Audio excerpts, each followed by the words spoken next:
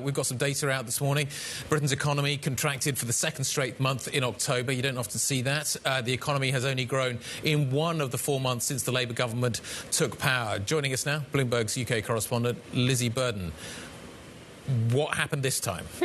Well, the decline's down to manufacturing, construction, mining and quarrying output. That's where it's fallen. And you've seen bits of offsetting from telecoms, logistics and legal firms, but, you know, not enough to spare the Chancellor this embarrassment when, of course, growth is the top priority of the government. The response from the Treasury is that we're determined to deliver economic growth. Higher growth means increased living standards for everyone, everywhere. We know that. That's exactly what the previous government said. This is the sort of language you hear before the election, right? We've been hearing it for months. The data, very, very difficult. Yeah, what is the outlook ahead then, Lizzy? This is what's interesting. So economists are divided. I've had a note from Deutsche's Sanjay Raja saying that there's probably more bad news on the horizon. He's pointing to all of this pessimistic survey data.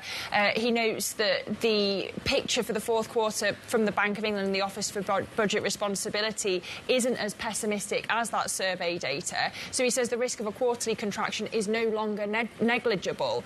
And that contrasts with Dan Hansen, our very own chief UK economist. He says that growth is likely to pick up into 2025 on the back of Rachel Reeves's looser fiscal policy. And he says that this isn't really likely to move the dial for the Bank of England. So such big questions as we go into 2025. You just asked Jana Randau whether the ECB's holding its horses to see what Donald Trump does in January. It looks like the BOE is going to stay on hold next week as well.